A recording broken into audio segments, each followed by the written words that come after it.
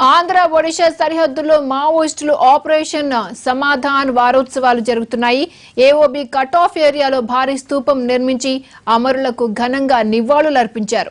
ఇటీవల ఎదురు కాల్పులో చనిపోయిన మావోయిస్టు మొదటి మహిళా నాయకురాలు మీనా స్మారకంగా ఈ స్తూపాన్ని మావోయిస్టులు నిర్మించారు.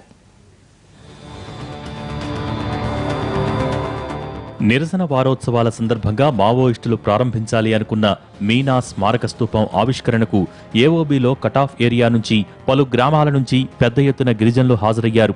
కేంద్ర రాష్ట్ర ప్రభుత్వాలు గిరిజనులకు చేస్తున్న అన్యాయాలను మావోయిస్టులు వారికి వివరించారు. అమాయక గిరిజనులకు సంపదైన అటవీ సంపదను దోచుకుంటున్న వారిని అడ్డుకుందామని పిలుపునిచ్చారు. ఖనిజ సంపదను కాపాడుకుందామంటూ పాటల ద్వారా గిరిజనులకు ప్రజామేళాలో తెలియజేశారు. ఈ సందర్భంగా గిరిజనులతో పెద్ద ర్యాలీ నిర్వహించారు.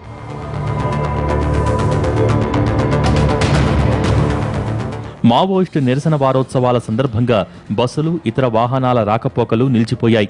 ఏఓబీలో కటాఫ్ ఏరియాలో వారం రోజుల పాటు పాఠశాలలకు సెలవులు ప్రకటించడంతో అవన్నీ తాళాలతో దర్శనమిచ్చాయి. వారపు సంతల్లో కూడా పలచగా కనిపించారు. మావోయిస్టు నిరసన వారోత్సవాల సందర్భంగా పోలీసులు బందోబస్తు ఏర్పాట్లు చేశారు. ప్రజాప్రతినిధులు ఎవరూ బయటకు వెళ్లవద్దని పోలీసులు సూచిస్తున్నారు. మావోయిస్టు ప్రభావిత ప్రాంతాలలో నిర్మాణ పనులను నిలిపివేశారు.